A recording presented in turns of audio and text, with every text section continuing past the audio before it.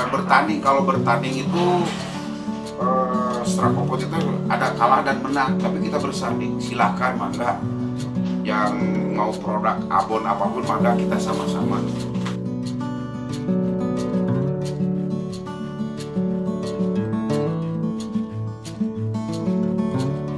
Terbentuknya rumah produksi abon ayam dan sapi Asepos itu dimulai dari tanggal 8 Mei 2012. Jadi kebetulan Bapak itu sebagai pegawai kantor pos dulunya. Jadi menjelang 5 tahun mau pensiun itu merintis di bidang usaha tersebut. Sebelum itu juga Bapak itu mencoba untuk melihat dulu kebutuhan masyarakat, apakah abon ayam dan sapi ini bisa menjadikan kebutuhan masyarakat atau tidak. Nah, itu dulu. Karena kalau dalam bisnis itu kita harus mencari dulu pangsa pasar. Contoh, jangan sekali-kali kita punya modal banyak, tapi misalnya kita pilihan produknya itu misalnya udah kita jual beli di Kodak sekarang, itu kan nggak mungkin selalu banyak HP. Atau misalnya di taksi sekarang udah ada Grab, itu kan pilihan-pilihannya. Jadi ketika yang sudah tidak banyak digemari atau yang produknya yang sudah ada, nah istilahnya kita mainnya cari yang komoditas atau produksi yang lainnya. Nah akhirnya sudah Bapak pada saat itu memulai di abon.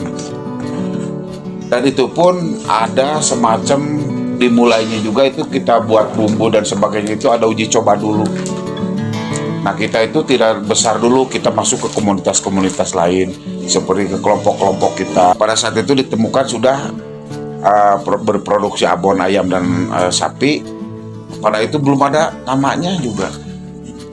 Tapi kita bikin dulu, kalau nggak salah itu bikin 1 kilo dulu dibikin, kemudian ini dipasarnya ke kemana-mana.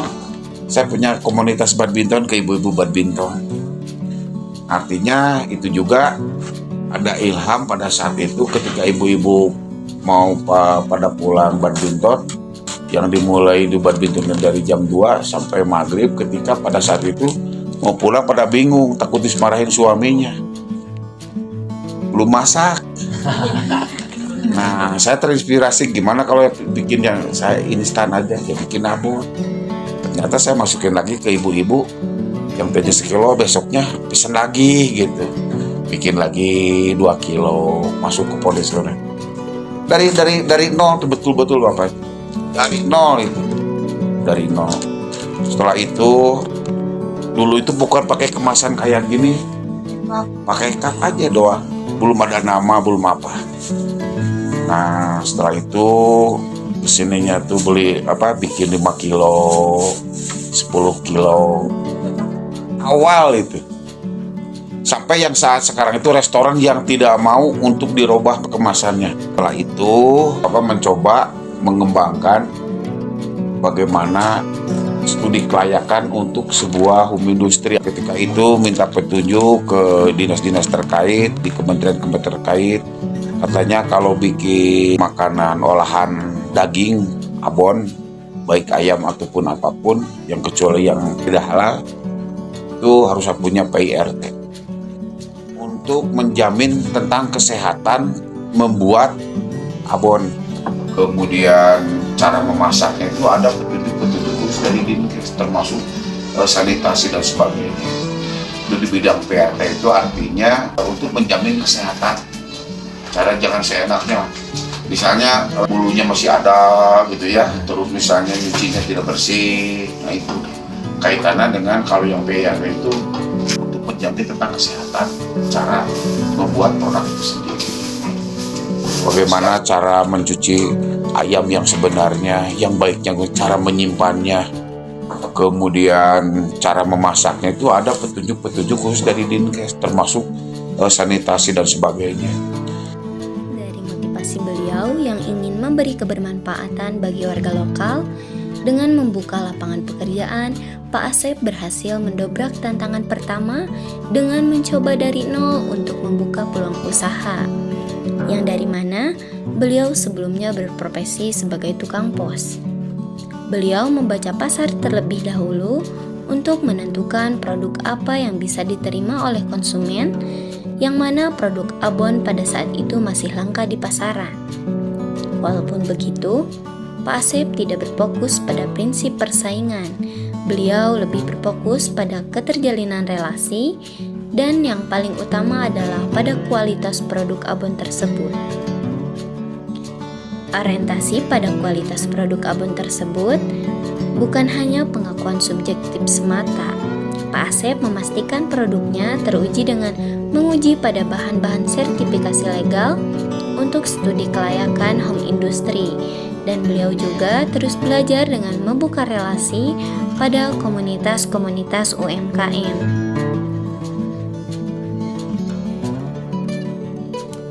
Dengan begitu, proses produksi mulai dari pemilihan bahan baku, sanitasi air bersih, pengolahan bahan baku, bumbu-bumbu, sampai pengolahan limbah dapat diperhatikan sesuai prosedur kesehatan sampai sertifikasi halal.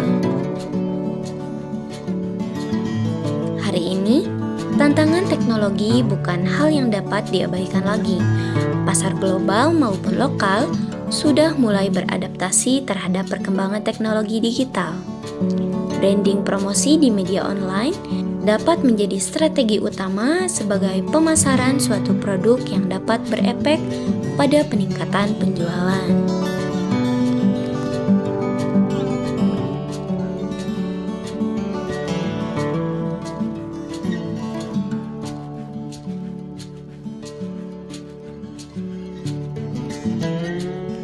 Teman-teman semuanya, kita baru saja mendengarkan kisah inspiratif dari Papa Asep, pengusaha abon ayam yang sukses di bidangnya. Bagi Anda yang ingin memulai usaha, ada beberapa kiat dari beliau. Yang pertama, jangan gengsi, jangan ragu untuk memulai usaha meski dari nol. Gengsi hanya akan menjadi hambatan, tinggalkanlah dan fokus pada tujuan. Simpan rasa gengsi dan ketakutan di tempat yang tepat. Lakukan tindakan konkret dan jangan biarkan gengsi menghalangi langkah Anda. Kemudian ada manajemen yang baik. Terapkan prinsip-prinsip manajemen seperti perencanaan, pengorganisasian, pelaksanaan, pengawasan, dan evaluasi. Ini sangat penting untuk kelancaran sebuah usaha. Yang selanjutnya ada komunikasi yang efektif. Di era digital ini, komunikasi menjadi salah satu kunci. Manfaatkan media sosial dan teknologi untuk memasarkan produk Anda secara lebih luas. Kemudian bekerja dengan ikhlas dan keras. Kerja ikhlas, keras, dan tuntas merupakan fondasi keberhasilan. Kombinasikan dengan semangat untuk terus belajar dan berinovasi. Kemudian yang selanjutnya, bersaing dengan kualitas. Fokus pada kualitas produk dan layanan Anda. Bersaing dengan meningkatkan mutu, bukan dengan harga atau strategi yang tidak etis. Kemudian yang terakhir ada berkarya untuk kesejahteraan bersama. Yang paling penting, berusaha untuk memberikan manfaat bagi sesama. Jangan hanya mencari keuntungan pribadi, tapi juga kontribusi positif untuk masyarakat. Semoga kisah dan kiat-kiat dari Bapak Asep dapat menjadi inspirasi bagi kita semua. Mari berani memulai dan terus berkarya untuk masa depan yang lebih baik.